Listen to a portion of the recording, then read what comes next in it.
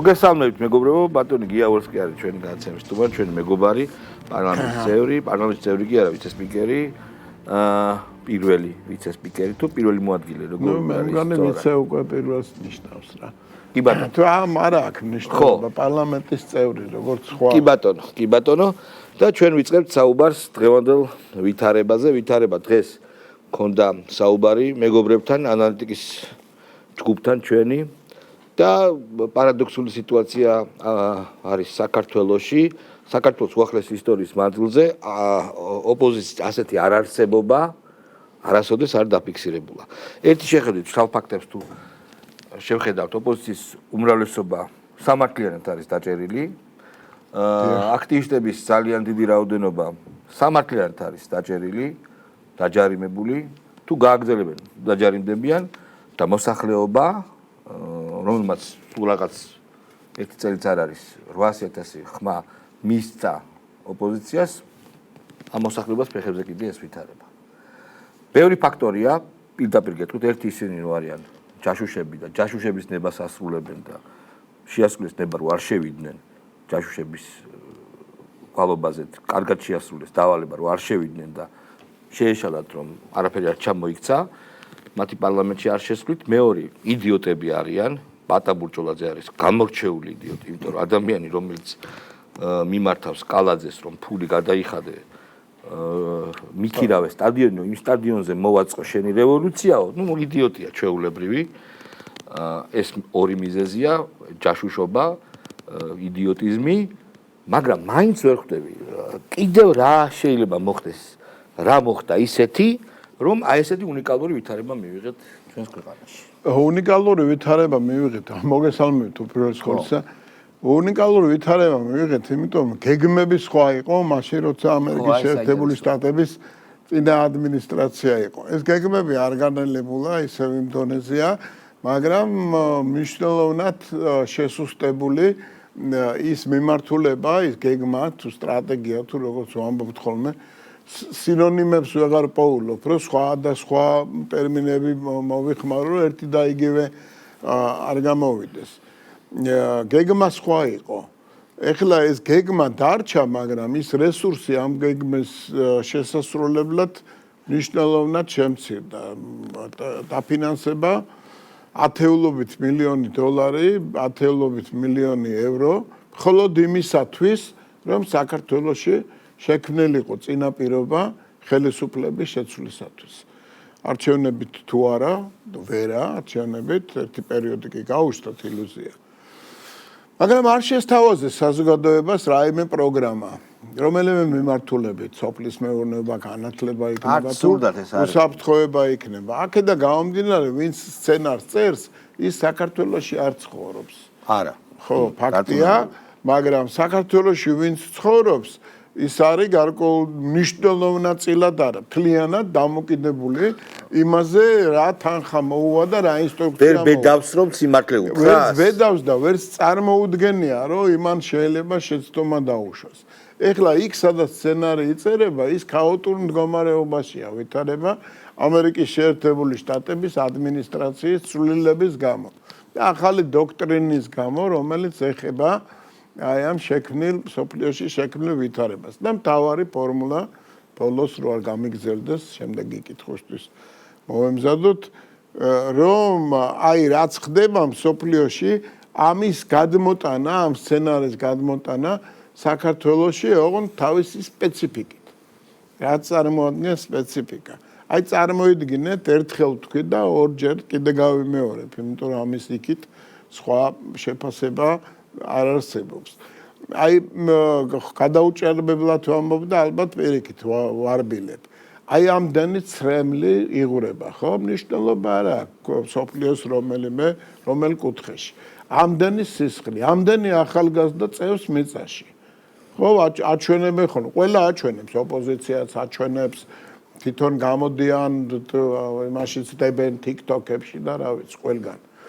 აჩვენებს სოფლიო, რამდენი საფლავია უკრაინაში, რამდენი ადამიანი, რამდენი ჩამოინგრა, რამდენი მშობელია ბავშვზე გადაფარებული, არ ვამბობ რა, ირანია თუ ისრაელი, ბავშვზე გადაფარებული რომ თავში რაღაც არ დაეცეს და არ მოგტნენ ამდენი გაუბედურებული ხალხი და შეიკრიბა შემადგენლობა რომელიც იმაზე კი არ ფიქრობს რომ უკეთესი პროგრამა შესთავაზოს თავის ამომრჩეველს არამედ იმას ფიქრობს რომ როგორმე ეს რაც ჩამოთვალე ის მცირე ნაწილია როგორმე საქართველოში შემოიტანონ ეს არჩევნების წინ ესეთი გამწვავებული არ ყოფილა ხალხმა აიცოდა უпростоრად ვერ ხედავდნენ ამ საკრობას აი ამ ცივსისხლიან პრაგმატისტს რომელიც ეხლა ისე ამოვიდა ზედაპირზე რომ კი მაგრამ აი მაინც როგორ მოხდა არ მაკმაყოფილებს მაინც ეს პასუხი თქვენი რატო იცით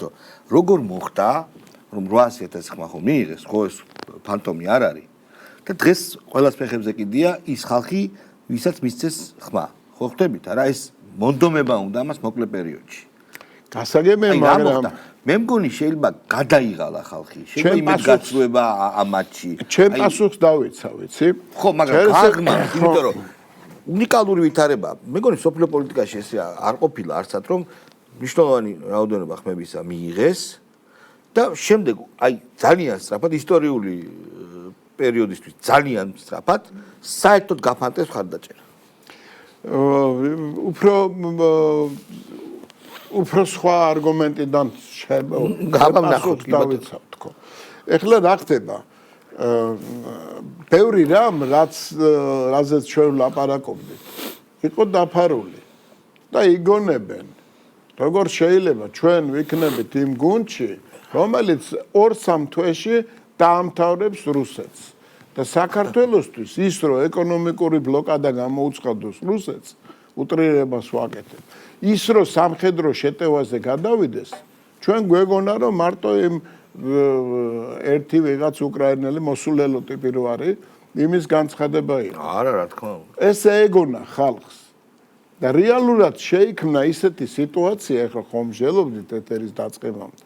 ისეთი სიტუაცია შეიქმნა რომელიც არ ტოვებს არანაირ სხვა ანალიზების ხო ინტერპრეტირების საშუალებას და ყველა დაფიქრდა და ფიქრობს რომ ნუ თუ ეს უბედურება შეიძლება ხვალ ჩვენ ტერიტორიაზე განხორციელდეს და აქედან გამომდინარეობს ის ნიჰილიზმი კი არა აპათია ამადდამი ზოგადად ანუ მაშინ ესე ამადდამი ჩემ მეგობრად ვთქვა ქრონიკულად ვერ გასცეს პასუხი ომის საშიშროებას და რა პასუხს გაცემდნენ, როცა ომის მანქანის ჭანჭიკები იყო. გასცეს პასუხი, რომელიც ვერანაირ კრიტიკას ვერ უძლებს. გამოვიდა სალომე ზურაბიშვილი და პრეზიდენტის რანგში და ეუნება შეკრებილებს, ხალხს, უცხოელებს, ამ ბიჭებს, რომელიც დგანან და თავარსადლის სიტყვას ელოდებიან, რომ ესენიო მთავრობაზე ამბობს. გატყუებენ რომ სოფლიოს რამეს საშიშროება უდგას და წინა დღეს თუ მეორე დღეს რუსეთმა ბირთვული იარაღი შეიტანა ბელორუსიაში ხო აი ეს ემთხვევა და ამ ესენი ხო მიუხედავად იმისა რომ ოპოზიციაში არის ხალხი ბევრს თავის პრობლემები აქვს ბევრი ხედავდა რომ ჯობია იმ გუნდში იყო რომელიც ხვალზე გაიმარჯვებს და გიორგი ვაშაძე გამოდის და აი ამ გამარჯვებას მოყვება ის რომ 20 მილიარდი ევრო მოვა და გიორგი განაგებს ამას. პირველად მოეწონა ვიღაცას და გახსოვთ იმაში არის უდიპლომო სასიძოში. ჯერ რომ მოწონს ეს ნინოა რა ზროხების თემასთან და მე რომ გაფიქრე ცოტა ვერ არისო ხო ცოტა ვერ არისო რა აი დაახლოებით ეგეთი ანუ ხალხმა მათმა მომხრეებმაც დაინახა. ნუ საბედისწერო იყო რა თქმა უნდა პარლამენტში არ შეცვლა და ბოიკოტის თემა, რომელიც აი მართლა ეგონათ. ან ეგონათ რომ მანდატებს არ გაუუქმებდნენ. ალბათ ესეც ეგონა. ეგონა? არამე იყო. ზუსტად იგივე სიტუაციაა, ცოტა სხვა ფორმით, როგორც შარლ მიშელის ხელშეკრულების დროს. შარლ მიშელი იმას ჩავაცივდი ვაშაძეს, მაგრამ ერქვა დავით აღმაშენებელი და შარლ მიშელის ჩამოსვლის დროს დაარქვა შარლ მიშელი თავის ფრაქციას, რომ იმას ყურადღება მიექცია. ამას ხო უყურებს ხალხი არა? ჩამოვიდა და დადო ხელშეკრულების პროექტი პარტიებს შორის, რომელიც გარკვეულ პუნქტებში ითვალისწინებდა ანტიკონსტიტუციურ ნაბიჯებს. 40%-იან ბარს. არავინ არ თქვას, რომ ვინმე ერთს იფიქრა და გადაწყვიტა. დავჯექით, ვიმჟელეთ და ვთქვით, რომ ხელისუფლების გარკვეული სადავეები, თქვათ, 5 კომიტეტი არ არის ცოტა, ნებისმიერ პროცესს განახორციელებ, გადაეცეს.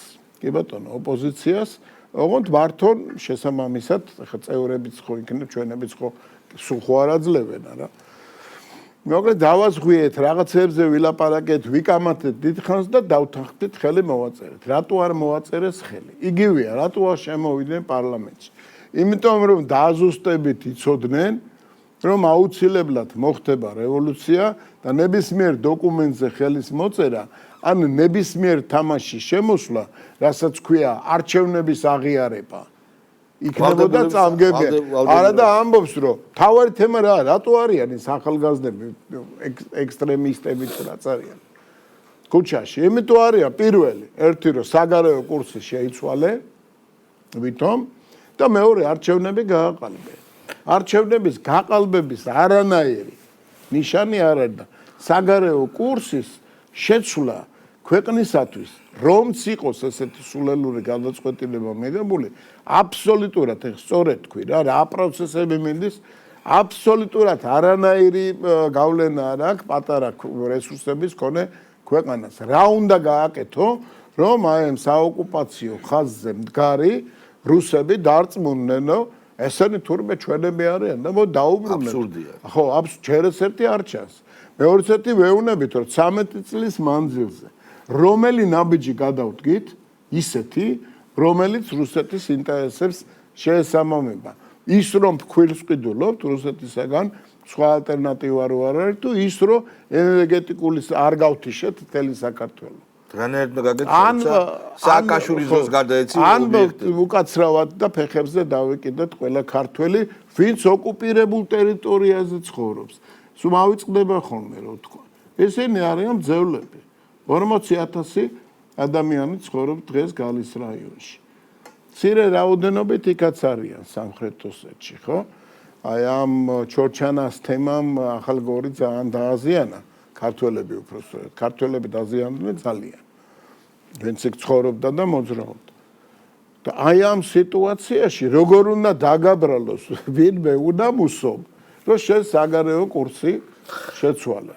მაშ რაშია საქმე? მეკითხება შეხარ ამიშვილი, ხო? საქმე არის გეგმაში, რომელიც მოქმედებდა აი 2008 წლის პერიოდში, როდესაც რუსები უნდა ყოფილიყვნენ იმ ცეცხლში და სისხლში გახვეულები, რომ არ ეკნებოდა სხვა რამის თავი. რუსებმა მოიგეს. სტრატეგიული რეგიონები დაიკავეს. იმ ჭადრაკშიც მოიგეს სააკაშვილმა რა თამაში ეთამაშა. ეგ შეიძლება ოღონდ ვივარაუდოთ. და დასავლეთმაც შექმნა რუსეთის სამეზობლოში ანტაგონიზმის ის ხარისხი, რომელიც არასოდეს უკან არ მოტრიალდება, სანამ ტერიტორიები ოკუპირებულია. ანუ ოკუპაცია გაფორმდა. სააკაშვილმაც მოიგო, იმიტომ რომ რუსეთის გინებით აღმოჩნდა წითელ ხალიჩაზე, ეს მეორე თუ ამბობ, წითელ ხალიჩაზე დასავლეთში და რუსებისგანაც არანაირი საფრთხე აღარ არის. იმათმა თავის გეგმა შეასრულეს. ამან რა ქნა? ამან ააგშენა სასახლე და ჩასახდა ამ სასახლეში და როგორც ადრე ვთქვი, უნდა შარონ სტოუნს მოიწვევს და უნდა სოფჩახს მოიწვევს. ეხლა რაღა წააგო საქართველოს. შარონ სტოუნს მოიწევს, ესად ვერ მოიწევს. სხვა შორის მან კითხვა არის ესეთი, რომ როდის გაუშვებენ ციხეზე. თუ ჯამთელია ციხეზე, რატო არ უშვებენ? ეს მნიშვნელოვანი კითხვა, რომელიც ძალიან ბევრ ჩვენს გულშემატკივარს აღელვებს და მისახედია აქ საკითხი. მე მესმის, რომ შეიძლება გარკვეულ უხერხულობაზეც კონდეს საქმე, მაგრამ ადამიანი თუ ჯამთელია და მე მგონი ავადმყოფობისა მაგას არაფერი არ ეთყობა. ეცი რა არის, აი პოლიტიკური ნება მხოლოდ არ არის ამ საკითხის განმწყვეტი რა. არის გარკვეული გარემოებები, რომელიც უნდა გაითვალისწინოს. მესმის, კი ბატონო. ამიტომ უბრალოდ მისახედი იქნება მომავალში, მაგრამ დღეს კიდევ ერთხელ ვამბობ. ანიჰილაციას უყურებთ ოპოზიციის განადგურებას. ოპოზიციური აზრის განადგურებას. მაშინ მე ესე ვიტყვი. ახალი პროევროპული ოპოზიციაც რომ მოვიდეს, მან არ უნდა დაამყაროს რაიმე სახის მჭიდრო საქმიანი კავშირი ევრობიუროკრატებთან.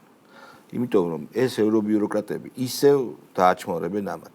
აბსოლუტურად წარმოუდგენელი რამ ხდება ევროპა. ხო და აი ამას ვამბობ. ხო, აი ეს ქვეყნები იკრიბებიან გადაწყვეტილებას ხებულობენ და შემდეგ ავალებენ ევრობიუროკრატიას, რომ აღასრულოს ის გადაწყვეტილება, რაც მოკარნახი, კაია კალასი, თუ გინდა ფონ დერ ლაიენი, ვინც გინდა კუბილიუსი მით უმეტეს. კი ბატონო. და იკნევიჩუანი არ შეიძლება რომ პოლიტიკის მოკარნახი იყოს. გამორიცხულეს არ არსებობს ერთი ქვეყანაც კი წინააღმდეგი რომ იყოს, ამის უფლება არ აქვს. ისევე როგორც გაეროს გენერალური მდივანი მაღალი დონეა, რასაკვირველია, მაგრამ ქვეყნების სახელით ლაპარაკობს და არა თავის სახელით. ხო და ამას უნგრეთსაც ემუქრებიან, რომ სათათბირო და ხმის ჩამორთმევითაც ემუქრებიან უნგრეთს და სხვა ქვეყნებს, რომელიც ევროსკეპტიკურები არიან, მაგრამ მაგას ვამბობ, აი ოპოზიციაზე რომ გავაგრძელო, არის რა თქმა უნდა სივრცე რჩება, როდესაც ანიჰილირდებიან მართლა ესენი პროევროპული ოპოზიციის სივრცე რჩება, მაგრამ როგორც კი ეს პროევროპული ოპოზიცია დაიწყებს ჭიდრო თანამშრომლობას ევრობიუროკრატიასთან, ისინი დაავალებენ სიგიჟეებს. ამაში ვარ დარწმუნებული. ანუ ევროსკეპტიკოსი უნდა იყოს. ეგეც მეორე პასუხია სიტუაციაზე. ეხლა ესენი ერთმანეთს ეჯიბრებიან, ვინ უკეთესი მარიონეტია. ხო.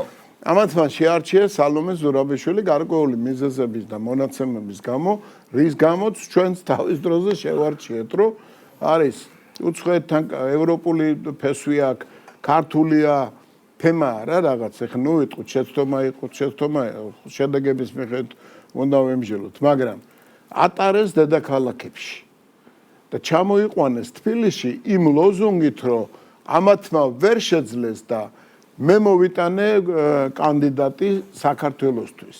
ამ დროს მეორე რეალობა არსებობს, როდესაც ვერ ეტყვი უარს ქვეყანას, რომელიც ყველა რეიტინგის, ყველა სარეიტინგო მონაცემით წინ არის ყველა კანდიდატ ქვეყანაზე და არა მარტო ევროკავშირის და ნატოს წევრ ქვეყნებზე წინ არის მთელი რიგი მონაცემებით. აქედან გამომდინარე, კანდიდატი, რასაც პასუხობს, ყველა საკითხი გადაჭარბებით არის შესრულებული და ხალხს თქვენს მენელს ბევრი მსვენელი ყავთ, უნდა მოვაგონოთ ზოგადად რაში იყო საქმე, მზადდებოდა კიდე მეორე ეგეთივე, რომ ითხოვ კანდიდატის სტატუსს, ეუნებიან უარს და ელოდებიან რა მოხდება რევოლუცია, რომ ქარტია და იქ სკოლგა გაშალა ზურაბიშვილმა და იქ რაღაცა და ეს ხალხი გამოვარდება გარეთ და იყო ძალიან რთული პერიოდი, მაგრამ ვერ გამოვიდა. ეხლა მეორე ტაიმი გამოგვიცხადეს. შენ როგორც კი მოითხოვ სამოქმედო გეგმის ეტაპს, მოლაპარაკების დაწყების გეგმას კიდევ არც გეუნებიან და იგივე სცენარი და ამ დროს უკვე ადმინისტრაცია ამერიკის შეერთებულ შტატებში შეცვლილია და ეს სცენარი აღარ აწყობს. ეგერთი არ აწყობს ახალი ცეცხლის კერის გაჩენა. მაგრამ კიდევ ერთხელ ვიმეორებ, აი ჩვენ რაც არ უნდა ვილაპარაკოთ, რაც არ უნდა საექსპერტო დასკვნები, ჯერ დილიდან იწყება რაღაც ინფორმაციის ინტენსიური შემოსვლა. მე ერთმანეთს რაღაცა უზიარეთ, მე რაღაცა ის მედის ცალკეულ თემებზე პოზიციის ჩამოყალიბებ ყოველ დღე წარმოედგინე. მაგრამ არ ვიცი, აი მინდოდა ისი ვემზადებოდი, რომ ეს მე თქვა ამ ეთერში კიდე სხვაგანაც თქვი, მაგრამ ეხლა უფრო გამოჩნდა, იცით? ეს ყველაფერი, ეს გეგმა ტრამპმა როგორ იმოქმედა, პუტინმა როგორ სიძინპინმა რა თქვა, ევრობიუროკრატია რაღაცა თითქოს ისევ ლაპარაკობთ, თითქოს ამის უკან ხოცვა ჟლეტვა არ მიდის. და ამდენი ბავშვი ტირის, ხო? გედა მოკლული მშობელის გამო და ეს და დასტრესილი, წარმოიდგინე, დეპრესიაში. აი ესეთი პატარა ბავშვები, მკვდრები ამდენი, სამოქალაქო პირები, სამხედროები თუ გინდა, ვინც გინდა იყოს. და ამდენი ხალხი გოდებს და ჩვენ გვინდა რომ ეს ჩვენ ვამბობ რა, ვინმე უცხოელი რომ გიყურებდეს, ხო არ იტყვი რომ შალვა რამიშვილი სხვა ტიპია და ის სხვა არის ვიღაცა. ხო? წამყვანი რომელიღაცა. ხო? აი ამ გოდების შემოთხრევა გინდა შენ ქვეყანაში. აი ეს არის მთავარი პრობლემა, რაც იმის მიღმა, რომელიც რაც ჩანს, იმის მიღმა ეგ არის, სხვა არაფერი. ვერ წარმომედგენია მე საერთოდ რომ როგორ ცხოვრობ, ან როგორ იძინებ, ან როგორ იღვიძებ, რომ არ ფიქრობ ერთ რამეზე. რომ ჭკვიანური პოლიტიკა განახორციელო, მაგრამ ფულს ვერ მიიღებ მაშინ. ხო და აი ამაშია ეს არ ხარჯავს. ამაშია საქმე. წალენჯი ხაში ერთი აუზი დაპირდა და პლასმასის რაღაცა. ხო, სასაცილო, შეურაცხყოფელი. ამაშია საქმე. ერთ-ერთი ოპოზიციონერი მაინც რომ გამოსულიყო და ეთქვა რომ მოდით რა, გასაგებია არ მომწონს ქართული ოცნება და ასე შემდეგ, მაგრამ ომი ძალიან ახლოს არის და მოდით თხილად ვისაუბროთ, თხილად ვილაპარაკოთ. აბსოლუტურად შეცვლიდა მისდამი დამოკიდებულებას. იაგოს გირჩიც კი, რომელიც ამათთან შედარებით ციცერონები არიან, ხო? ისინიც კი აგდებულად უყურებდნენ იმ ომის საშიშროებას, რომელიც გააისიგზეგანა ყველა ქართველმა მიუხედავად იმისა, რომელ პარტიას აძლევს ხმას. მართლა იდიოტი უნდა იყო, რომ ვერ ხედავდნენ, რომ კარგს მოგდგომია ეს უბედურება რა. და ამაზე აბსოლუტურად აი ის პასუხი, რაც თუნდაც ეგრეთ წოდებულმა პრეზიდენტმა თქვა, აი ის იყო პირველ რიგში დამღუპველი. ანუ რა არის ადამიანისთვის ყველაზე მთავარი, რომ ომი არ იყოს, რომ გადარჩე, რომ შენი შვილები არ მოგიკლან, ხო? ამაზე გინდა რა. ხო, აი ეს არის მთავარი. სწორედ ესეც არის ფენომენი და რა თქმა უნდა აღვირახსნილი იდიოტიზმი. და აი ამ ეგრეთ წოდებული აქტივისტების ჭინკობა. აი ისეთი საქციელი, რაც ქართულ საზოგადოებაში, არც ერთ ნორმალურ საზოგადოებაში, მით უმეტეს ქართულში არ ჯდება.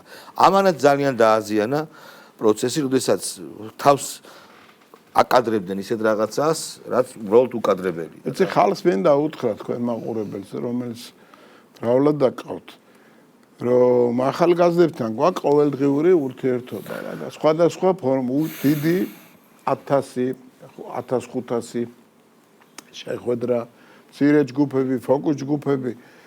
აი ამ საზოგადოებას ეგრე არა აქვს გათავრო, კი, სოლიდარობა ახალგაზრდა დაჭერილია, უნდა სოლიდარობა გამოუცხადო, იმიტომ რომ არასწორი საქციელია, სხვანაირად მოქცევა. მაგრამ გათავისება იმისი, რომ უყურებს მაგალითად, ხო? ეხლა ახალგაზრდებზე სპეციალურად ლაპარაკობ. უყურებს, რომ გუბა სანიკიძე მაგალითად გამოდის, ხშირად აგაქვთ ხოლმე გუბა სანიკიძე თქვენ. კი, პროგრამაში. გუბა სანიკიძე გამოდის და ამბობს ისეთ რამეს სააკაშვილზე, რომ მან ჩადო მიწაში 500 ბიჭი. 500 სამოგამ, ეს ყველამ რო აპატიოს, მე არ ვაპატიებ. და მეორე დღეს გამოდის და სხვანაირად ლაპარაკობს. ეხლა ამას არც ლაპარაკი არ ეშლება. ხო, ამას ხო უყურებს ადამიანი, ფიქრობს, რომ ეს არის მანიფესტაცია იმისა თუ რას წარმოადგენს ოპოზიცია. კი, რა თქმა უნდა. რომ დღეს ესე რო ლაპარაკობს, ხვალ შეიძლება ესე ილაპარაკოს. ბუნებრივია. ბევრი ესეთი ოპოზიციაში, კი ბატონო. ბევრი არა, ყველა გახარია მაგალითად, არა, ყველა ეგეთი. გახარია მაგალითად თიას კომისიაზე, როცა თქვა წინა მისვლაზე, რომ ვერ ვაკონტროლებთო, უბრალოდ ვაკონტროლებთო დღეს, ოკუპირებულ დღეს. არა, ვაკონტროლებდითო და შემდეგ უკვე მოულოდნელად აღმოჩნდა, რომ ვერ აკონტროლებთ. ისედაც ვერ ვაკონტროლებთ. ხო, ანუ მას ნიშნავს, ისედაც ვერ ვაკონტროლებთ. ჯერ ესე წარმოედგინე რა. აი გავიმეორო უნდა, იმიტომ რომ ვითარება არ შეცვლილა. რუსეთის საოკუპაციო ჯარი დგას 700 მეტრში. რომ ამო თბილისიდან 40 კილო 700 მეტრში თავარ ავტობანზე და კილომეტრი ნახევარი გაზის მილი არის ოკუპირებულ ტერიტორიაზე. ეხლა წარმოიდგინე რა, აი ამ დისტანციაზე თუ ეგ შენს მიმართ აგრესიას არ ახორციელებს, გააკეთოს რა ბარემ. ესე იგი შენ რაღაც პრორუსული ხარ თორე რატო არ გადმოდის და ხო რატო არ გესმის თავს? იმიტომ არ გადმოდის, რომ მეტი აღარ უნდა. იმან დაიკავა სტრატეგიული ობიექტები და პოზიციები და მეტი არ უნდა. ხო? შენ ამბობ, რომ ეს გამოდის და ამორჩეულს ეუნება, რომ აი ეს არის ჩემი პროგრამა. რომ ის უნდა გადმოვიდეს შეტევაზე და ცხვირს წაიტეხავს საქართველოში, იმიტომ რომ იქ ჩაერთობა თურქეთი. არა, ნუ ირანი ჩაერთვება აუცილებლად. სომხეთ აზერბაიჯანს შორის გაცილებით მეტი ინფორმაცია გვაქვს, ვიდრე ზემოდან ჩანს. გვაქვს ეს ინფორმაცია. სხვა ზედაპირზე რაც დევს, ღია წყაროები, პირადი შეხვედრები, მაგრამ ავიწყდება თუ 100,000 აზერბაიჯანი, 100,000 სომეხი თბილისის საქართველოში ცხოვრობს, რომლებსაც ერთმანეთთან შეულიათ დაპირისპირების ის ხარისხი შეულიათ, მაგრამ თანაცხოვრების პროცესი ზოგი არის რაიონი, სადაც სომხური და აზერბაიჯანული სოფელია გვერდი-გვერდი. მგონი დმანისია ესეთი. მარნეულის რაიონი. მარნეულში კი ბატონო. ნუ რა მნიშვნელობა აქვს? ხო, ეს საფრთხეა. შენი ქართველები არიან გალის რაიონში, მათ შორის დიდ ნაწილს აქეთ არაფერი არ გააჩნია. კი ბატონო. ანუ რო წამოვიდეს დევნილთა ეს რაოდენობა. რუსეთში ცხოვრობს საქართველოს გარკვეული რაოდენობა. ისინი ამცირებენ, რა ვითომ 100,000-ია კაც 700 კი არ არის, 100,000, ნუ მეტია. ხო, ცხოვრობს იქა. აი ამ რეალობაში რუსეთს გააჩნია ერთადერთი ინტერესი, რომ გადარჩეს და გამოვიდეს აი ამ დაპირისპირებიდან გამარჯვებული. ჩინეთს გააჩნია ერთი ინტერესი, რომ ბალანსი იქნეს სოფლიოში შენარჩუნებული. ამერიკის შეერთებულ შტატებს გააჩნია ინტერესი, რომ ყველაფერი ეს რესურსი, რაც არის ჩინეთში, რუსეთში, იყოს მობილიზებული იმისათვის, რომ ამერიკის ეკონომიკამ რაღაცა არ წაიფორთხილოს. ევროკავშირი აი ამ ვითარებას შეეწირება თუ არ შეეწირება, არავინ არ იცის. აი გერმანიამ თქვა, ხო? მივცემთ რაკეტებს. შორი მანძილის რაკეტებს. გამოვიდა თქვა, რომ იცი რა, შეიძლება რაკეტებიც არ აქვს იმ რაოდენობის და მე 6 თვე უნდაო ჯარისკაცის მომზადებას, რომ ეს რაკეტა ისროლოს. ყველა მიცის რომ თვითონ ისრიანი რაკეტა. არა, ეხლა რეალურად თვითონ ისრიან თუ არ ისრიან. შეუძლებელია უკრაინას არ ყავს. ჭირდება. უკრაინას არ ყავს ეგეთი ეს იმას ნიშნავს, რომ არა, თქვას მაშინ რომ უკრაინას უკვე ყავს. იმიტომ რომ მიცემს მეორე დღეს რომ ისროს იტყვის რომ ეს იმანის თანამგზავრული დაჯგუფება ხო არ ყავს. რადგან ის ამბობს რომ 6 თვე ჭირდება, ეს იმას ნიშნავს რომ მიცემას არაპირებს. არაპირებს აგაორკა არის. მე კოსმოსში რა სიტუაცია და ერთი თავარი თემა კიდე ესეც გვავიწყდება ხოლმე რა აი ამ ჩართულ ყოველდღე ამ პრობლემებში. შეირაღებაზე კონტროლი არის თემა, რომელიც არის ეგზისტენციალური თემა, ხო? არსებობის და არარსებობის თემა. აბსოლუტურად აღარ აქვს არანაირი კონტროლი, კონტროლის ყველანაირი სისტემა მოშლილია. და ამ დროს კოსმოსში რუსები და ამერიკელები არიან ერთად. რაღაც პროგრამას ახორციელებენ. ეხლა მასკი თუ გააგდეს, მით უმეტეს რუსული რაკეტებით მოუწევთ თავიანთი ხომალდების გაგზავნა ორბიტაზე. ეს ზოგადი მიმოხილვაა, მაგრამ არსი შენს მიერ დასმული შეკითხვის სად არის ოპოზიცია? მე მგონი ზუსტად დავხატეთ სადაც არის ოპოზიცია. მოკლედაც შეგვეძლო ძალიან ერთი სიტყვით. მაგრამ ამ გადაცემის ფორმატს არ შეესაბამება. ალბათ იქნებიან მკვლევარები მომავალში, რომელიც ამ უნიკალურ დროს შეისწავლიან საქართველოს ისტორიაში, როცა მართლაც გაქრა ოპოზიცია, უბრალოდ თვით ლიკვიდაცია გამოაცხადა, ხარაკირი კიდე კეთილშობილი საქციელია. უბრალოდ აი თავი მოიკლა ან რაღაც სულ თქვა შეწყდა. კარგი კი არ არის ქვეყნისთვის. ხო, არ არის, არა, მაგრამ ნუ ეს არ უქნია ქართულ ოცნებას. ღმერთი ჯული შესულიყვნენ პარლამენტში და თქვენ თქვით ხო, მაგოშენ გიყურებდით. ხო. რომ მომიტინგეებსა და პოლიტიკურ პარტიებს შორისო ბიძინა ივანიშვილმა მიაღწია, რომ კავშირი გაწყდა. ეგ თქვა ვიღაცამ პარტიამ თქვა და ანუ ესეც უნდა დაემყარებინა, ხო? ბიძინა ივანიშვილს კავშირი უნდა დაემყარებინა და ხელი უნდა შეეწყო. სტადიონი ხო უნდა ეკირავებინა მერიას. ბიძინამ ივანიშვილმა უნდა გააძლიეროს ოპოზიცია, რომ მე დაამხონ, ხო? ძალიან საინტერესოა, ძალიან. ესეთი ინფანტილიზმი ხა. დიდი მადლობა იმისთვის, რომ მობრძანდით. დიდი მადლობა. გიავასკი იყო ჩვენი გადაცემის სტუმარი და გოგა ხაინდრავა მობრძანდება სულ მცირე ხანში რეკლამის შემდეგ.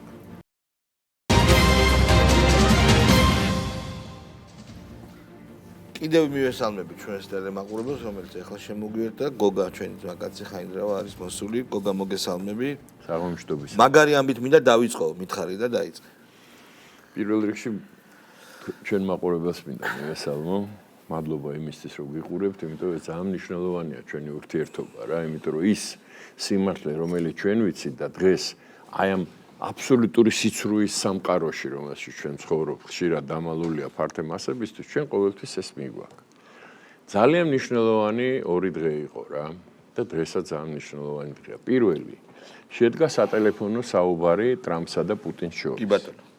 რომლის შემდეგ ტრამპმა განაცხადა, რომ უკმაყოფილოა უკრაინის თემა, ასე თქვა და ასე შემდეგ ირანზე ყველაფერზე ვილაპარაკეთ, მაგრამ მე უკმაყოფილო ვარ. ზუსტად 2 საათის მერე, რაც ეს ლაპარაკი დამთავრდა, არნახული შეტევა იყო კიევზე.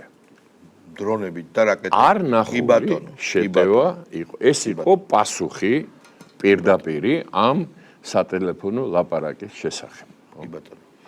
ეს ძალიან მნიშვნელოვანია თუ გადახედავ მსოფლიო აი იმ მწერვალებიდან რომელზეც პრეტენზია ხო გესმის ეს რას ნიშნავს და მე მინდა რომ დობრ კიევზე ეგეთი თელს უკრაინაზეც მაგრამ კიევზე ეგეთი დონის შეტევა კიევზე არ ყოფილა ეს 2 საათი იყო გასული ამ ლაპარაკის მართალი პარალელურად ამ 2 საათის მერე სადღაც მიფრინავდა ტრამპი და კითხეს რომ უკრაინასო ისაო აღარ აწვდითო იმას აღარ მივაწვდითო მიუხედავად იმისა რომ მიდიოდა ასე ვთქვათ ესეთი თავდასხმა კიევზე ლაპარაკს რომელსაც მოყვა ტრამპმა დაადასტურა რომ აღარ მივცემთ თავდაცვის შესაძლებლობებს და ჩვენ გვჭირდებაო და რაც ყველაზე მთავარია პარალელურად ჩინეთის საგარეო საქმეთა მინისტრმა კაია კალასთან შეხვედრის დროს განაცხადა რომ ჩვენ არ დაუშვებთ რუსეთის დამარცხებას და გაოგნებულია მსოფლიო ვან ის თან ჩინელები უნდა იცოდეთ ჩინელები როგორი დიპლომატები არიან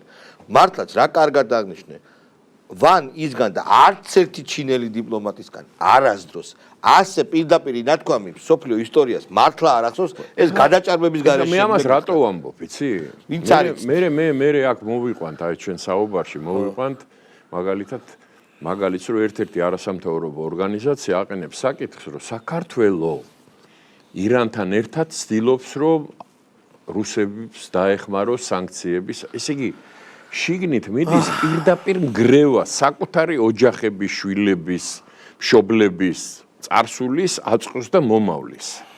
ეს ვიგინდარები ესენი, ეს ვითომ არასამთავრობო ორგანიზაციები. ეს იმ ფონზე, როდესაც რეალურად დღეს გაცხადდა, რომ აქეთ არის ერთი კოალიცია, რომელიც უტევს, ასე ვთქვათ, მეორე კოალიციას და აქეთ არის მეორე კოალიცია და მათ შორის არის დაპირისპირება, რომელმაც ყოველ წუთში, ყოველ საათში შეიძლება ბირთვული ხასიათი მიიღოს. აბა.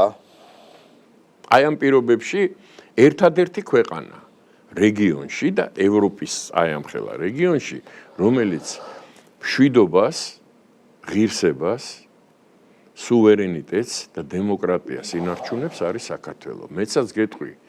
ეხლა შემდეგ ფაზაზე გადავალთ, ხო?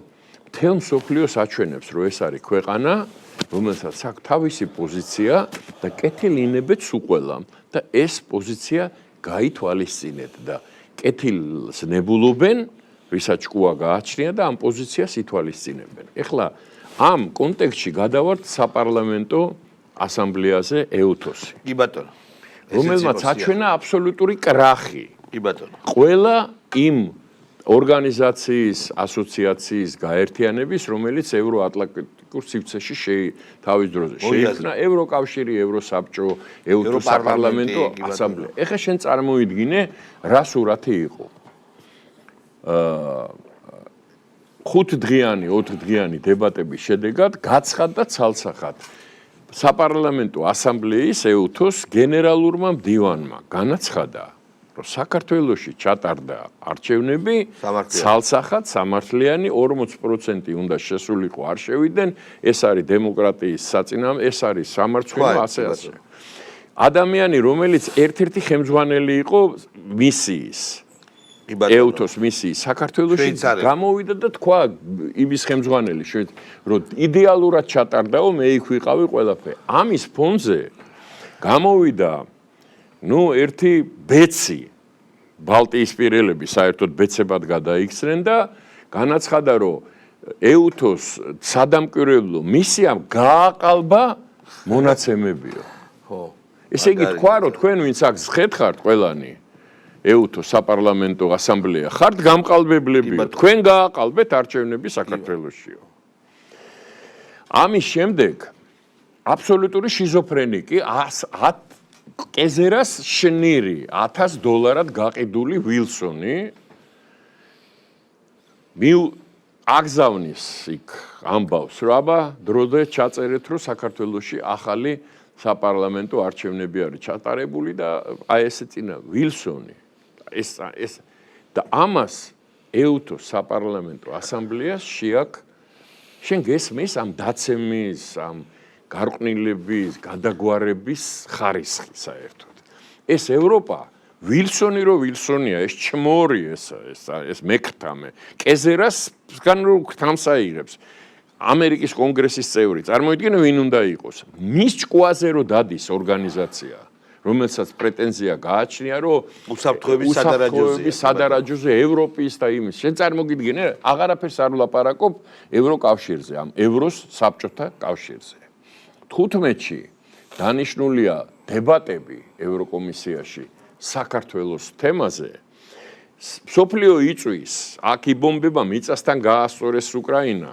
იქ ერთმანეთის რა ხდება ირანთან და ისრაელში გაზაში 10,000-ობით ადამიანი ნუ აი ამ ფონზე გაუთავებელი ლაპარაკი მიდის საქართველოს ხო საქართველოს არ ამთავრებენ საქართველოს ის პუტინი ბომბავს კიევს და არნახულად ჩინეთი აცხადებს რომ ჩვენ არ დაუშვებთ აქ და აქ ამ დროს გამოაქვთ დრო აქვთ და გამოშვებით საქართველოს საკითხები სხვა სალაპარაკოა დაბალი ღობე ვგონი ვართ ამ უბედურ დღეზე გაჩენილებს ამ ჩამოშლილ სტრუქტურა პარალელურად რა ძალიან საინტერესოა საკითხი დგება ფონდერ ფაიზერის ფონდერ ლაინის გადაყენების მისი ნდობის კვოტუმის საკითხი დგება ეს იქნება აქეთ საქართველოსზე ილაპარაკებენ აქეთ ფონდერ ფაიზერზე ხო აი ნუ ამაზე მეტი აბსურდი რა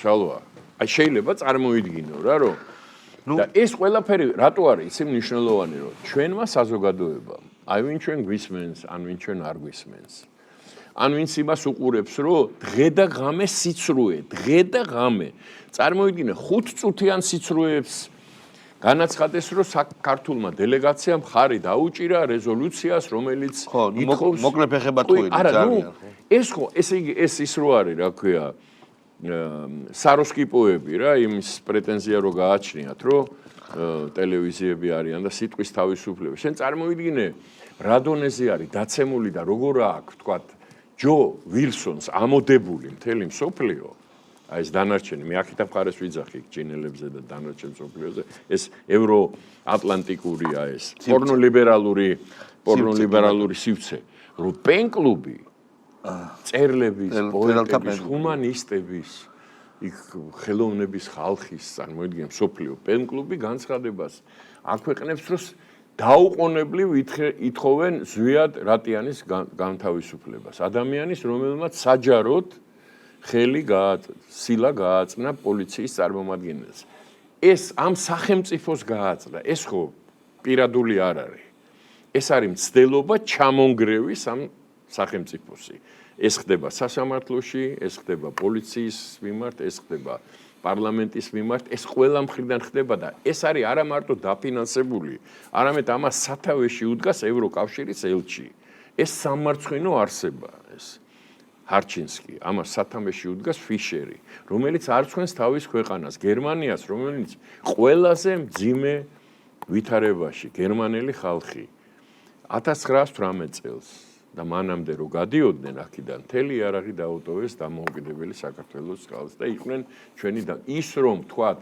არ მოხდა ინტერვენცია საქართველოში ჩვენი კეთილი მეზობლებისგან ეს გერმანელების დამსახურება არის ასეული გერმანიის იდგა საზღვარზე და ბათუმში ვერ შემოვიდნენ ჩვენი გავარვალებული მეგობრები ხო იმიტომ რომ გერმანელებმა არ დაუშვეს ესა და 90-იან წლებში შიმშილით რო თქვათ იდგა საქართველოში გერმანელებმა ბევრი რამე და ეს სამარცხვინო არსება ეს ფიშერი ეს ვიგინდა რა ჩამოყალიბებული რა ჩვენ ვერაფერს ვერ დაგვაკლებს სადაც უნდა მივიდეს გინდა ლაკას ხოშტარიას FSB-ს შიმშილობაზე მივიდეს გინდა KGB-ს შიმშილობაზე მივიდეს და კარგად წარმოაჩენს ეს რას წარმოადგენს ეს პიროვნება ეგ ჩვენ ურთიერთობას გერმანელებთან მაგრამ რა დღეშია ის ქვეყანა წარმოიდგინე რომ იძულებული გახდა რომ საგარეო ეხა ბერბოკი რომ საგარეო საქმეთა მინისტრი ეყოლება წარმოიდგინე რა კრიზისია არა ჩვენ ხო ვიცით რა დღეშიც არის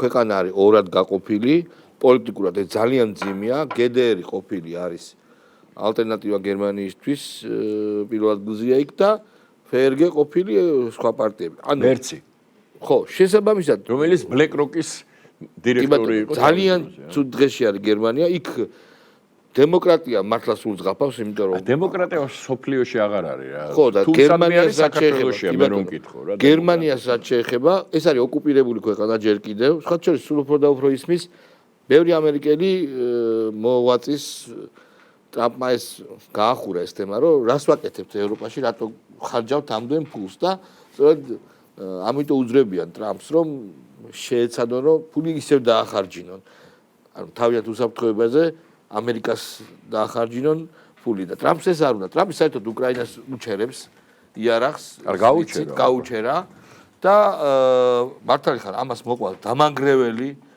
მის განცხადებას მოყვა დამანგრეველი შეტევა და კიდევ რამოდენიმე ასეთ შეტევა და ნუ რა დღეში იქნება უკრაინა ეგ არავინ არ იცის პარალელურად ბაქოშიც ხდება ძალიან საინტერესო ამბავი ბაქოში დღეს ჩავიდნენ თურქეთის ხო ირანის პაკისტანის ყირგიზეთის პაკისტანი ბირთვული სახელმწიფო და თურქმენეთის პაკისტანი ბირთვული სახელმწიფო რომელიც ცალსახად უჭერს მხარს ირანს ცალსახად რომელმაც განაცხადა რომ თუ ზედმეტი მოუვა ისრაელი გამოიყენებს ბირთვულ იარაღს ის პასუხებს ბირთვულ იარაღს ხო ესე იგი დღეს იქ არის ეს შეხვედრა ეს შეხვედრა განაპირობა იმ გამწვავებამ რომელიც ასე ვთქვათ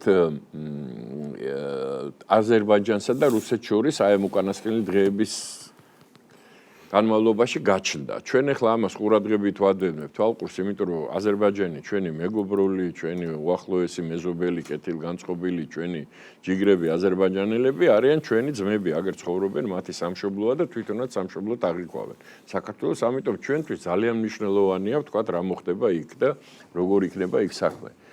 ეს ხდება იმ ფონზე, როდესაც ირანის პრეზიდენტი ჩადის ბაქოში იმ დროს, როდესაც ირანის საგარეო საქმეთა სამინისტრო ღიად და პირდაპირ პრეტენზიას უყენებს აზერბაიჯანს, რომ აზერბაიჯანის ტერიტორიიდან ხდებოდა დრონებით დაბომბვა ირანის. ესე იგი, ეს არის პრობლემა. თუ გავითვალისწინებთ საზღვარს, რამხელა საზღვარია კასპიის ზღვის ჩათვლით ირანსა და აზერბაიჯანს შორის, ეს არის სერიოზული პრობლემა და თუ გავითვალისწინებთ, რომ აზერბაიჯანის მოსახლეობის აზერბაიჯანელებს გულისხმობ და არა იქ ცხოვრობენ ებრაელები, რუსები კიდე სხვები. დიდი ნაწილი ირანის დიდი ნაწილი კი 95% არიან თურქები. ხო. და აზერბაიჯანში, რომელიც ესაზღვრება აზერბაიჯანს, ანუ ირანული აზერბაიჯანი, ეხლა ესენი ორივე აზერბაიჯანია, ეს არის აზერბაიჯანის, ის არის ირანის აზერბაიჯანი, სადაც 20 მილიონი ცხოვრობს, ცოტა მეტი შეიძლება. ისინი არიან სპარსები. ესენი არიან შიიტები, ისე არიან სუნიტები. ეხლა თუ ვინმე მიცის ისტორია შიიტების და სუნიტების დამოკიდებულების, რელიგიურის და თურქების და სპარსელების დამოკიდებულების უნდა ესმოდეს რა ნიშნავს ეს. ეს საზღვარი რამდენად მნიშვნელოვანია და რამდენად სახიფათოა რაიმე ტიპის დაპირისპირება ამ ორ ერს შორის. იმიტომ რომ აზერბაიჯანში რო ჩახვალ იქ წერი один народ два государства ეს თურქებს მიმართებაში. ამიტომ ის რომ თქვა თურქეთის პრეზიდენტი, ირანის პრეზიდენტი, პაკისტანის პრეზიდენტი და ნუ იქ თურქმენეთი და ყირგიზეთი არიან ერთად შეკრებილები, ესე ძალიან მნიშვნელოვანია ნებისმიერი ქართველისთვის, ნებისმიერი ჩვენი ქვეყნის მოქალაქისთვის. ვინც ფიქრობს თავის ოჯახზე დღეს და თავის მომავალზე ხვალ, ეს უნდა იყოს საყურადღებო. ჩვენ უნდა ვიყოთ ძალიან გონიურულად დამოკიდებული და დამოკიდებულება უნდა ქონდეს ყველაფრისადმი, რაც ჩვენს გარშემო ხდება და ჩვენს გარშემო გიზგიზებს მსოფლიო. ხო, ჩვენს გარშემო ყველაფერი ხდება. და შენ წარმოიდგინე, როგორი ნაძირალა უნდა იყო და როგორი გადაგვარებული უნდა იყო, რომ ამ დროს ყველანაირად ცდილობდე, რომ ამ ქვეყანაში ვითარება არიო. ხარჩინსკი, ფიშერი, ამერიკის გადადგარი ელჩი, ეს დენიგანი, ეს რაღაცა შენ წარმოვიდგინე, რა სპიჩით გამოვიდა ამერიკის დამოუკიდებლობის დღეს. აღნიშნვის დროს რებილა რა აკადრა თავის თავს და თავის ქვეყანას.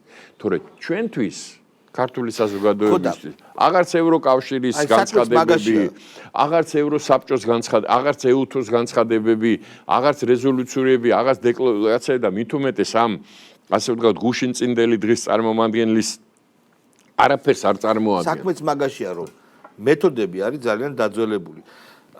არაფერი ახალი არ შემოუთავაზებიათ, ეს ვითომ ოპოზიცია სინამდვილეში მათი ვასალები მოატყვეს ამათ, რომ არ შეხვიდეთ პარლამენტში და ჩვენ რევოლუციას მოვაწყობთ. თავის ფეხით შეუშვეთ ციხეში. თავის ფეხით შეუშვეთ ციხეში, კი ბატონო. შენ წარმოიდგინე რა ფარჩაკები არიან, რომ ესიც კი ციხეში შესვლა არ შესვლა მათგან არ არის დამოკიდებული. არა, რა თქმა უნდა. იქ ბძანი იქიდან დედლაინი მიიღეს აბა სასტრაფო ციხეში, სულ ყველანი ციხეში. და რა მიიღეს ამით? გახარიას უთხრეს აბა ქვეყანა დატოვე, იმიტომ რომ შენ იქ პოზიტიური კაცი ხარ, იმიტომ რომ რაღაცა არჩევნებში მონაწილეობს ღებულობს, ამიტომ შენ განერიდე. და რა მიიღეს ამით? და დაუშვათ საკანი. არა. იმათ რა მიიღეს, ვინც შეუკვეთა ეს. და ავღანეთში რა მიიღეს? პანჩური ერთ ადგილას და 86 მილიარდი დოლარის ან ერახში, ან ავღანეთში. ხო? ან ერახში, ან ეხლა ვთქვათ ირანთან დაკავშირებით, რაც ჩვენ გვეს ისევ იმეორებთ, მე და შენ ხო ამას არ ვიგონებთ. რასაც ჩვენ ლაპარაკობთ, ეს არის ფაქტები. მხოლოდ და ის კი მოსაზრებასაც არ ვიძახი აქა. თუ რამეს აქ ვიძახი, ნებისმიერ ადამიანს შეუძლია მიჩივროს სასამართლოში და მე დავდებ ფაქტს. საიდან ამაქვს ეს აღება? კი. ესე იგი აღმოჩნდა და თვითონ ტრამპმაც გამოაცხადა, რომ მაგათო სეკრეტნი ლაბორატორიები ქონიათო, რომელიც ჩვენ არ ვიცოდითო. ხო, ვერ მივხვდით. 5 სხვადასხვა ქვეყნის წარმომადგენელმა განაცხადა, რომ დიდი 2-3 თვე დაჭირდება ირანსო იმისთვის, რომ აღადგინოს თავისი პროგრამა.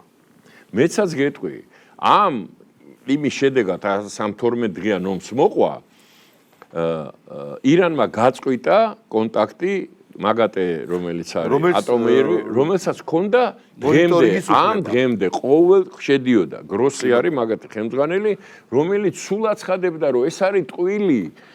არაფერი არ დაუმზადებს იარაღს, კი ბატონო. ეს პლუტონიუმი იყო მშვიდობიანი მიზნებისთვის და არა საიარაღო. იმ დონის და ხარისხის არ იყო, რომ იარაღი. მაგრამ ეხლა აღმოჩნდა, რომ მაგასაც აღარ ექნება შესაძლებლობა, რომ გააკონტროლოს რა ხდება ირანში. იმიტომ რომ გაწყვიტა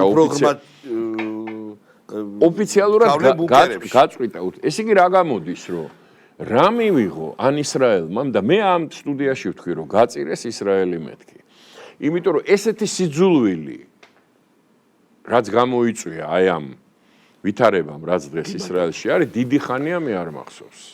რომ ყოფილიყო ესეთი ყველა დონეზე ევროკავშირის საპარლამენტო სტომებზე განცხადებები ისინი რა ხდება წარმოიდგინე რა ისრაელთან მიმართებაში და მე მინდა ვკითხო რომ ამ ბობოლებს სოფლიოს მართავენ და რა მიიღო ისრაელმა რა მოიგო იმათმაც იზეიმეს გამარჯვება ირანმაც იზეიმა გამარჯვება ტრამპმაც იზეიმა გამარჯვება და რა ზეიმობენ იქნება რაღაცა ჩვენს გაგვაგებინონ რომ ჩვენც მივიღოთ ამაში მონაწილეობა. ჩვენ გვაქვს ეხლა ერთი ძალიან სერიოზული მომენტია. გუშინ წინ იყო ისეთი პრეცედენტი რომ ირანის საელჩოში მივიდა საგარეო საქმეთა მინისტრის მოადგილე და ეხლა მე მინდა გითხრათ რომ ირანი 5000 წელია კიროსის დროიდან არსებობს და დღემდე მოვიდა. ჩვენი მეზობელია რომელთანაც ურთულესი ურთიერთობები ჰქონდა საუკუნეების მანძილზე და ჩვენ მეზობლად რჩება სულ 200 კილომეტრია საქართველოსდან ირანის საზღვრამდე. ირანის საელჩო ოფიციალურად საქართველოში არის და ჩვენთვის ურთიერთობა ჩვენ მეზობლებთან არის გადამწყვეტი მნიშვნელობის. ამიტომ არის რაღაცა წესი, რა წესაც საქართველოს უნდა იცავდეს. ისევე როგორც ჩვენ ვიცავთ წესს და ისრაელთან მიმართებაში ერთადერთი ქვეყანა სოფლიოში რომელსაც 26 საუკუნის მანძილზე რაც ებრაელები ცხოვრობენ საქართველოს არათუ დევნა რაიმე ტიპის ასე ვთქვათ ძალატობა ან შევიწრო არ ქონია. ამიტომ ბუნებრივია რომ ჩვენ ბალანსს დავიცავთ. ჩვენ პატივს ვცემთ ისრაელს და მეგობრობთ ისრაელთან, ამავდროულად ჩვენ პატივს ვცემთ ირანს, ჩვენ პატივს ვცემთ თურქეთს, ჩვენ პატივს ვცემთ ყველა ჩვენ მეზობელს, ჩვენ არ აგვაქვს დიპლომატიური ურთიერთობა რუსეთთან, იმიტომ რომ რუსეთის საოკუპაციო ჯარი დგას საქართველოს ტერიტორიაზე. სახელმწიფოებრივად, თორე ჩვენ პატივს ვცემთ რუს ხალხს. თვალსახად. რუსულ კულტურას. თვალსახად. ორი აზიარსი. იმიტომ რომ დღეს არის ომი, რაც აბელმა, კაენმა აბელი მოკლა, იმის მერე ერთი დღე სოფლიოს არ ახსოვს რომ ომი არ ყოფილიყო. კი ბატონო. ომობთ, მერე ისევ ერთებიან კოალიციები იშლება, არის კავშირები, არის სულ ეს მიდის, ამიტომ ეხლა ამის წინასწარ თქვა რომ ეხლა ჩვენ ერთხელ და სამუდამოდ ვიღაცას გავეყარეთ და ვეომეთ, ეგრე არ არის. დღეს ვომობთ, ხვალ მეგობრობთ. და ეს ძალიან ბევრჯერ იყო. ჩვენ სპარსელებთან ერთად ვომობდით ავღანეთში, თურქებთან ერთად მომობდით იქა, რუსებთან ერთად მომობდით აქა, ამათთან ერთად მომობდით იქა და იმათთან ერთად მომობდით აქა. ეს სულ ესე იყო და ესე იქნება. ამიტომ ჩვენ პრაგმატული პოლიტიკიდან უნდა გამოვდიოდეთ იმ ვითარებიდან, რომელიც შეიქმნა მსოფლიოში, რა პოზიციას უჭირავს დღეს საქართველოს და რამდენად იქნება შედეგიანი ქართველი ხალხის ინტერესებისთვის ესა თუ ის ურთიერთობა. ამიტომ ირანის საელჩოშიც მივალთ, ისრაელის საელჩოშიც მივალთ, ამერიკის საელჩოშიც მივალთ და ევროკავშირის საელჩოშიც მივალთ, მაგრამ ევროკავშირის საელჩოს რაც შეეხება ელჩი დასაბარებია. არა, ეგ სხვა საქმე, ელჩი საერთოდ აქ აღარ არის. ქართველი ხალხი მას ელჩად აღარ აღიქვამს. ხო, მეც ესეთი განსხვავება. და იგე შენ მაგას რომ თავმოყარეობის ნასახი კონდეს დარჩენილი, ის აქ აღარ იქნებოდა. ისევე როგორც, იმიტომ რომ ეს არის უპრეცედენტო შემთხვევა, როდესაც ესე იგი იძულებული გახდა გერმანიის საგარეო საქმეთა სამინისტრო რომ ეცროა, რომ არ დაურღვევია ვენის კონვენციაო და დაარღვია ვენის კონვენცია და მეცაც გეტყვით საგარეო საქმეთა სამინისტროს გერმანიის, რომ თქვენი ელჩი ცხოვრობს მამუკა ხაზარაძის სახლში. კი ბატონო. და მას დაყვებოდა საარჩევნო კამპანიაში და ჯიბ ექონდა გამოწეული და ხაზარაძე ეკუდებდა ევროებს თუ დოლარებს არ ვიცი. აი ეს არის თქვენი ელჩი. ამიტომ რა განცხადებებიც არ უნდა გააკეთოთ თქვენ ევროკავშირმა, ჩვენ ამას არ მივიღებთ. ქართველი ხალხი ამას არ მიიღებს, იმიტომ ჩვენ ვხედავთ ისევე როგორც ჩვენ არ მივიღებთ იმას, რაც ეუთო საპარლამენტო ასამბლეაზე ხდებოდა. ეს სამარცხვინო თქვენი სამარცხვინო მოქცევა, როდესაც ჯო უილსონი ისევ გეუბნებით, ეს ჯო უილსონია მათი უფროსი. ხო, რომელმაც ერთი აი ესე თითი იქიდა და ამიტომ შეიტანეთ რაღაცა დეკლარაციაში თუ რა კომუნიკე თუ რა ქვია იმას, რა მიიღეს? რეზოლუცია. აი ეს არის თქვენი სახე დღეს და ამიტომ ჩვენ უნდა ობიექტურად მიუდგეთ რეალობას, შემოშალვა და გავაგრძელოთ ჩვენი გზა სუვერენიტეტის დამოკიდებულების და გოგა ხაინდრავა იყო ჩვენ ერთმანეთს მომავალ პარასკევს შევხვდებით.